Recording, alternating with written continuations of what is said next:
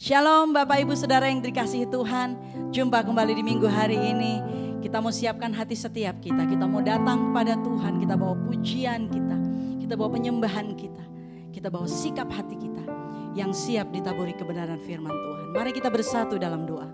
Bapa dalam surga, kami mengucap syukur, kami berterima kasih Tuhan.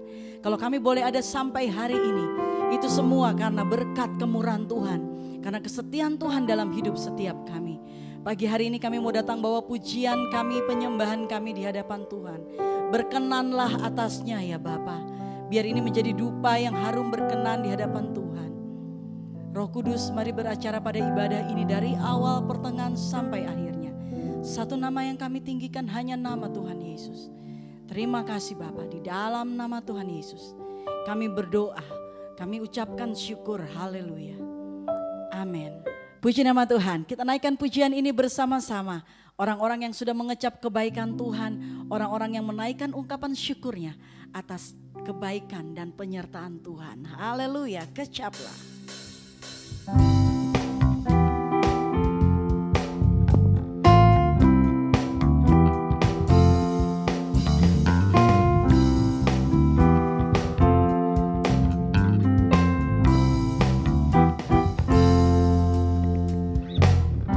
Kecaplah dan lihatlah betapa baiknya Tuhan itu.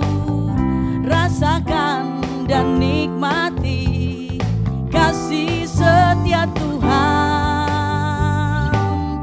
Kecaplah dan lihatlah betapa baiknya Tuhan itu. Rasakan dan nikmati kasih setia Tuhan.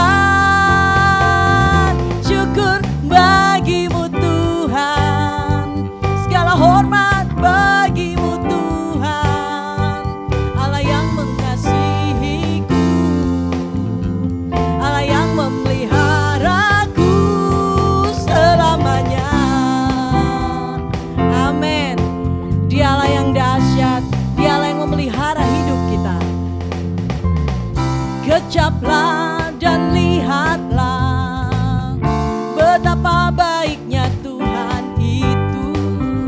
Rasakan dan nikmati kasih setia Tuhan. Oh, kecaplah dan lihatlah betapa baiknya Tuhan itu. Rasakan dan nikmati kasih setia Tuhan. Syukur bagimu Tuhan, segala hormat bagimu Tuhan. Allah yang mengasihiku, Allah yang memeliharaku. Syukur bagimu Tuhan, segala hormat bagimu Tuhan. Allah yang mengasihiku, Allah yang memeliharaku selamanya. Selamanya, selamanya.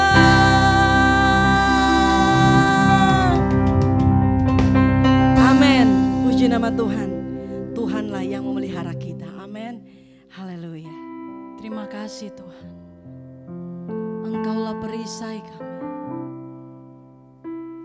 Bersama dengan Tuhan kami akan berdiri apapun badainya. Terima kasih Tuhan.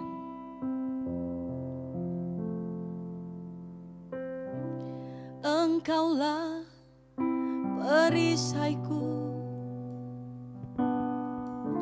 saat badai hidup menerpaku. Janjimu di dalamku, pulihkan jiwaku. Ku kan berdiri di tengah badai dengan kekuatan yang Kau berikan. Sampai kapanpun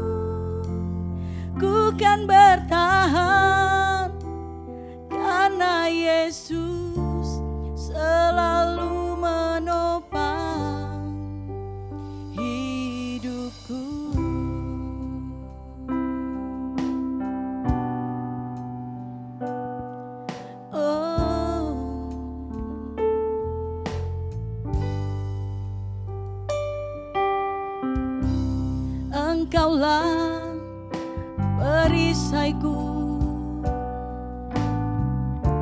saat badai hidup menerpaku.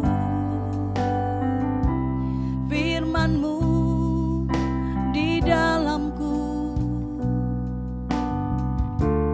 tenangkan jiwaku. Ku kan berdiri di tengah badai dengan kekuatan yang Kau berikan. Sampai kapanpun ku kan bertahan, karena Yesus selalu menopang. Ku kan bertahan dalam tekanan dengan kekuatan yang Kau berikan. Sampai kapanpun tak tergoyahkan, karena Yesus selalu menopang. Ku kan berdiri di tengah badai dengan kekuatan yang Kau berikan. Sampai kapanpun ku kan bertahan, karena Yesus selalu menopang. Karena Yesus selalu menopang. Karena Yesus selalu menopang hidupku.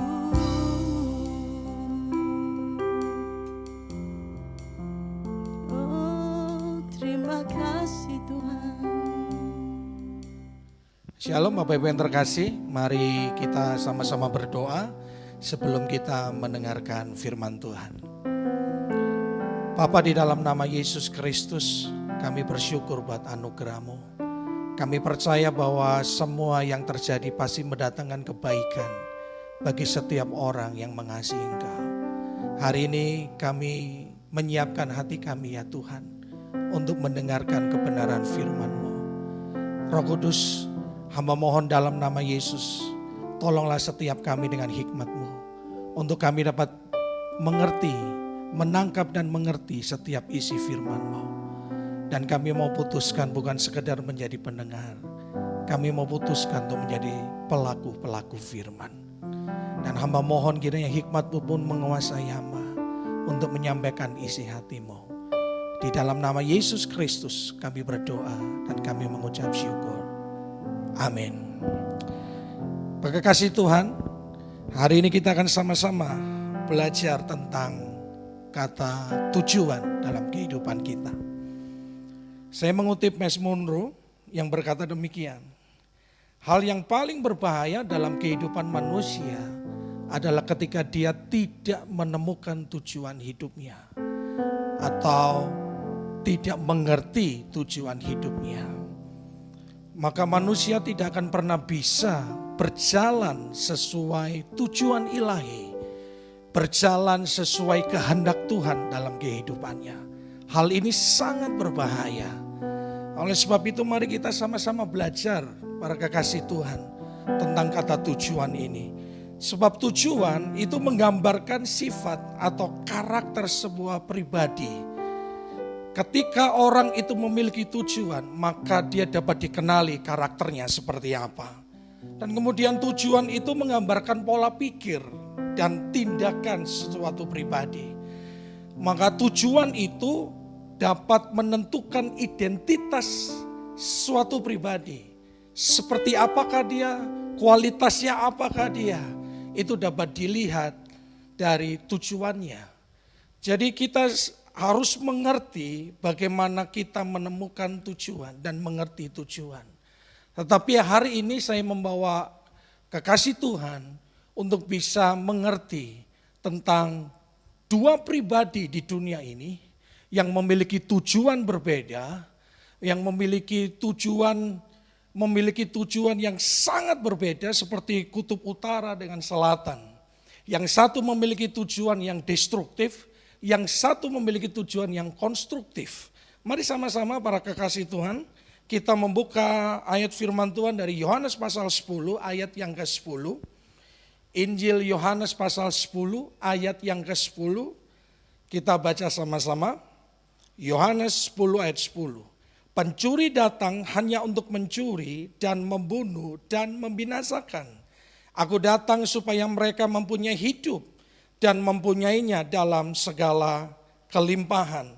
Kekasih Tuhan, dari sini kita dapat mengerti ada dua pribadi yang sama-sama memiliki tujuan, sama-sama memiliki fokus dengan apa yang dia kerjakan. Ingat, tujuan menggambarkan karakter, tujuan menggambarkan motivasi atau maksud dari seluruh tindakannya. Dari ayat ini kita dapat mengerti dua pribadi. Pribadi pertama adalah Yesus Kristus. Satu pribadi yang memiliki yang memiliki tujuan yang menghidupkan, yang memiliki tujuan yang konstruktif dalam kehidupan manusia. Tapi yang kedua, pribadi kedua adalah pencuri. Di sini digambarkan pencuri yaitu iblis. Pribadi yang memiliki tujuan, yang memiliki sifat, yang memiliki tindakan selalu bersifat destruktif dalam kehidupan manusia. Dari seri pertama ini, dari minggu ini kita akan bahas seri pertama tentang tujuan daripada pencuri. Yang pertama kita lihat ayat yang 10a. Dikatakan begini, pencuri datang hanya untuk mencuri dan membunuh dan membinasakan.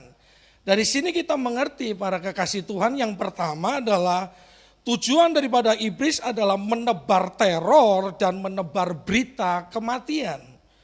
Kalau saya sebut ini adalah psikologi pressure. Hal yang paling berbahaya yang dimana kita lengah sebagai manusia, kita lengah sebagai orang percaya adalah begini. Ketika kita lengah, tidak waspada, iblis menggunakan situasi dan kondisi untuk membuat satu tekanan psikis dalam kehidupan manusia. Ini sangat berbahaya.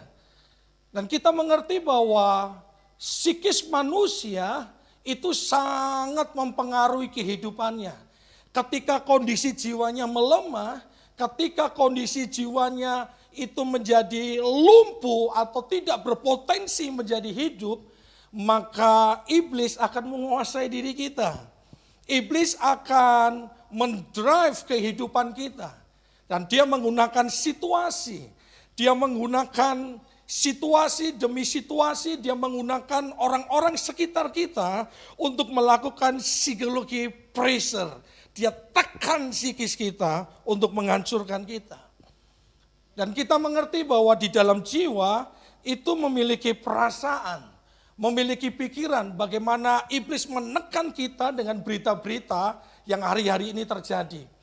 Dengan pikiran-pikiran yang berkecamuk, saya mendengar ada banyak orang mulai bernubuat, mulai mengatakan perkataan profetik, dan semua beralasan tentang firman Tuhan. Tetapi ternyata semua penghakiman dan tidak sesuai apa yang dimaksudkan Tuhan. Tidak semua yang terjadi di dunia ini selalu berkaitan dengan akhir zaman. Tidak selalu apa yang terjadi di dunia ini selalu berbicara tentang akhir sebuah kehidupan atau akhir di dunia ini. Tidak semuanya. Tetapi iblis bisa menggunakan situasi. Yang kedua, iblis bisa menggunakan setiap orang yang punya celah untuk bisa dia gunakan. Kenapa? Karena jiwanya, karena perasaannya kacau, pikirannya kacau, sehingga dia memutuskan sesuatu yang salah. Disitulah iblis bisa menggunakan manusia. Perkataannya melemahkan orang, perkataannya itu menyesatkan banyak orang. Itu hal yang paling berbahaya yang perlu kita waspadai, Bapak Ibu yang terkasih. Itu tujuan iblis.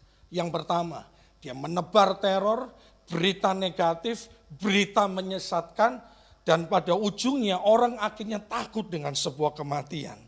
Dan apa yang terjadi ketika jiwa kita kalah dengan situasi yang ada? Adalah begini Bapak Ibu yang terkasih.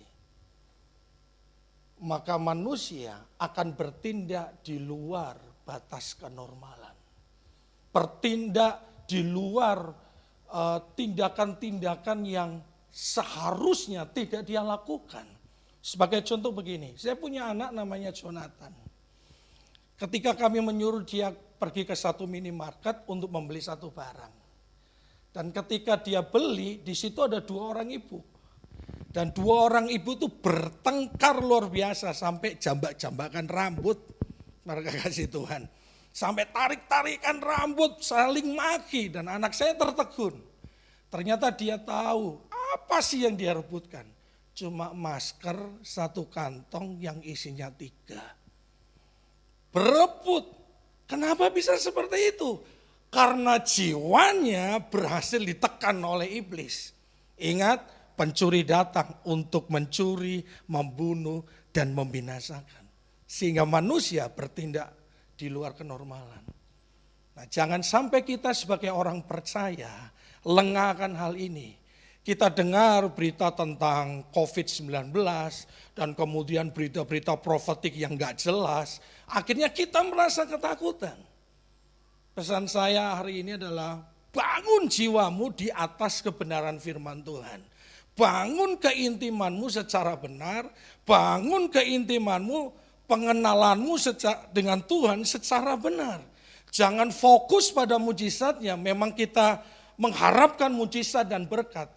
Tetapi kita terfokus dengan itu, maka pertumbuhan, perkembangan, kedewasaan jiwa kita akan kerdil. Ketika dihantam oleh badai, ketika iblis menggunakan situasi dalam kehidupan kita, maka jiwa kita kalah. Karena mau tidak mau, percaya atau tidak percaya, bahwa jiwa kita mempengaruhi kondisi kita. Jiwa kita mempengaruhi tindakan-tindakan kita. Jiwa kita mempengaruhi seluruh pola pikir kita. Yang pertama, jangan kena berita teror, berita negatif, berita mematikan dari iblis. Baik dari situasi maupun dari manusia. Yang kedua dan yang saya sharingkan adalah yang terakhir dari apa yang saya sampaikan. Yang kedua kita lihat bahwa pencuri atau iblis berusaha menggoyahkan sendi-sendi keimanan dan pengenalan kita akan Tuhan.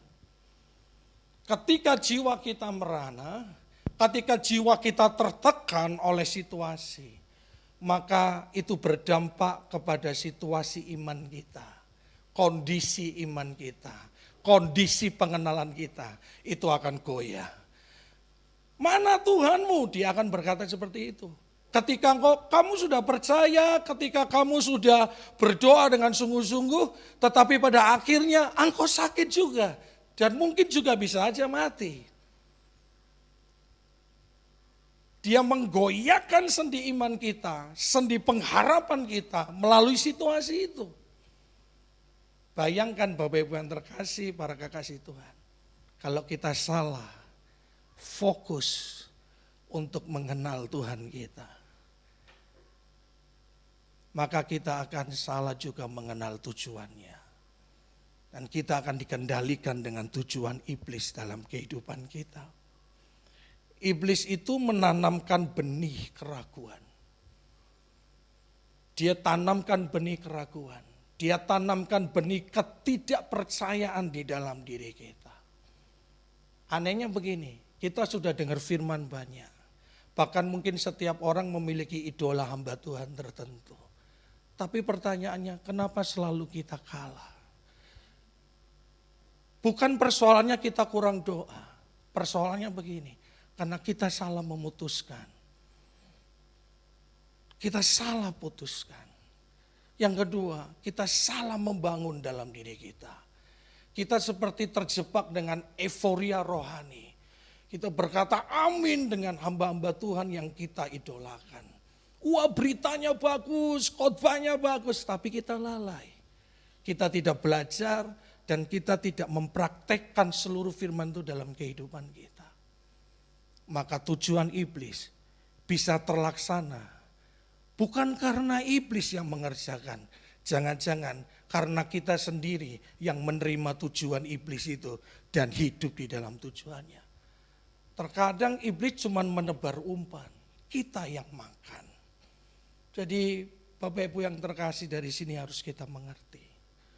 Tujuan iblis adalah mencuri, membunuh, membinasakan seluruh kondisi jiwa kita. Seluruh keadaan jiwa yang sehat dalam diri kita. Perasaan kita terganggu, pola pikir kita salah, tindakan kita salah. Dan yang kedua, maka kita bisa meragukan seluruh perkataan Tuhan, kesetiaan Tuhan, kemahakuasaan Tuhan dalam kehidupan kita. Dari renungan yang singkat, khotbah yang singkat ini, saya menyampaikan sebuah pertanyaan.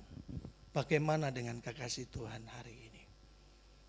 Apakah kita ketika kita hari ini sudah mendengar tujuan yang jelas bahwa iblis punya tujuan yang destruktif dalam kehidupan kita.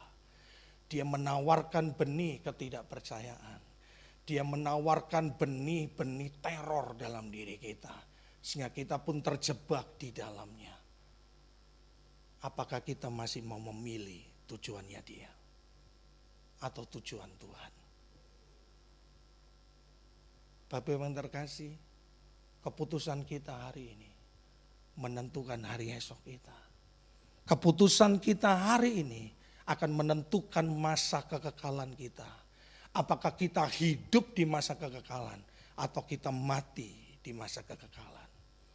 Ada satu ayat terakhir yang akan saya bacakan buat Bapak Ibu yang terkasih. 1 Petrus 5 ayat 8 sampai 9. 1 Petrus 5 ayat 8 sampai 9. Demikian bunyi firman Tuhan. Sadarlah dan berjaga-jagalah. Lawanmu si iblis berjalan keliling sama seperti singa yang mengaum-ngaum dan mencari orang-orang yang dapat ditelannya. Lawanlah dia dengan iman yang teguh, sebab kamu tahu bahwa semua saudaramu di seluruh dunia menanggung penderitaan yang sama. Dia cuma berjalan, dia cuma berkeliling di sekitar kita. Dia gunakan situasi-situasi di sekeliling kita. Dia gunakan orang-orang di sekeliling kita. Tetapi satu hal, jangan lengah, waspada selalu. Tentang tujuan iblis bagi manusia. Destruktif, destruktif, dan destruktif. Tuhan Yesus memberkati kekasih Tuhan hari ini. Mari kita berdoa. Tuhan, kami bersyukur untuk firman-Mu yang memberikan arah yang jelas dalam kehidupan kami. Hamba berdoa ya Tuhan, mengangkat tangan bagi seluruh kekasih Tuhan hari ini. Kiranya hikmat-Mu ya Tuhan menguasai seluruh kekasih-kekasih-Mu. Dan firman ini ya Roh Kudus, hamba mohon Engkau tanamkan dalam hati dan pikiran mereka. Sehingga para kekasih-Mu ya Tuhan, mereka mengerti jelas, mereka merenungkan, mereka memahami tentang tujuan dan seluruh jebakan-jebakan iblis melalui sekeliling mereka. Dan kiranya ya Tuhan, hamba mohon kekuatan-Mu, pengurapan-Mu turun atas para kekasih-Mu. Sehingga hikmat-Mu menuntun mereka. Kekuatan-Mu bertemu dengan keputusan mereka ya Tuhan. Dan menjadi sebuah kekuatan yang besar untuk para kekasih-Mu hidup di dalam seturut kehendak-Mu. Dan memutuskan apa yang benar dalam kehidupannya. Terimalah berkat ini kekasih Tuhan. Di dalam nama Yesus Kristus. Engkau akan terus bertumbuh dan bertumbuh di dalam kasih karunia Tuhan. Engkau akan terus berbuah dan waspada di dalam seluruh perjalanan kehidupanmu. Terimalah berkat ini di dalam nama Yesus Kristus. Mari kekasih Tuhan, tetap arahkan hatimu kepada Yesus Kristus. Tetap arahkan pikiranmu kepada Yesus Kristus hari ini. Kita bersyafaat dan menerima berkat yang datang daripada Tuhan. Tuhan, kami berdoa sepakat menyerahkan Indonesia ke dalam tangan kasih karunia-Mu. Kami mohon ya Tuhan, kiranya Engkau turun tangan bagi bangsa ini, memulihkan keadaan bangsa kami Indonesia ya Tuhan, menyembuhkan keadaan bangsa kami Indonesia ini Tuhan. Kami berdoa juga mohon berkat hikmat-Mu menguasai seluruh para pemimpin bangsa ini, para pemimpin rohani dari setiap gereja juga. Kiranya hikmat-Mu menguasai, terutama Presiden dan Wakil Presiden, para menteri, TNI dan Polri dan juga para medis yang ada. Hikmat-Mu menguasai mereka, untuk mereka bertindak tepat, memiliki strategi-strategi yang tepat ya Tuhan, untuk mengatasi situasi yang ada di atas bangsa kami ini. Tuhan, kami menyerahkan Indonesia ke dalam tangan kasih-Mu, ke dalam tangan kuat kuasa-Mu yang nyata. Dan kami percaya Tuhan kami Yesus Kristus, kota benteng dan pengharapan kami, itu pasti berkarya di atas bangsa kami. Terima kasih ya Tuhan, terima kasih. Ini doa syafaat kami yang kami naikkan di dalam satu nama, Yesus Kristus Tuhan dan Juru Selamat kami yang hidup. Jemaat yang terkasih, terimalah berkat yang datang daripada Tuhan. Tuhan Yesus menyertai-Mu, Tuhan Yesus memberkati-Mu. Tuhan menghadapkan wajah-Nya kepadamu dan memberi engkau damai sejahtera. Tuhan menyinari engkau dengan wajah-Nya dan memberi engkau kasih karunia. Terimalah kebajikan dan kemurahan Tuhan, dan roh takut akan Tuhan ada dalam kehidupanmu sampai Maranatha. Di dalam nama Yesus Kristus, terimalah berkat ini. Mari yang percaya sama-sama katakan amin. Tuhan Yesus memberkati.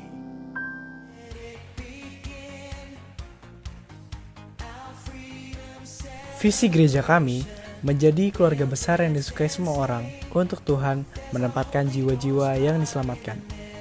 Misi, membangun dan melayani pelatihan-pelatihan untuk memperlengkapi orang-orang kudus bagi pembangunan tubuh Kristus. Membangun sistem pengelolaan gereja yang profesional dan transparan. Menginisiasi dan melaksanakan program-program misi sebagai wujud kontribusi bagi kesejahteraan bangsa. Love Church beralamat di Gedung Geraha Surya lantai 5, Jalan Setiabudi Selatan, Kavling 9, Taman Perkantoran Kuningan, Jakarta Selatan. Sekretariat Love Church beralamat di Plaza 3 Pondok Indah, Blok E12 lantai 4, Jalan Maria Walanda Maramis, Jakarta Selatan. Telepon 081933369333. Program Charity Love Church Care Christ Around on Earth dilakukan tiap bulan dari tanggal 1 sampai 7. Rekening persembahan dan perpuluhan BCA 27798017777 atas nama Aviasi Berkat Transformasi Indonesia.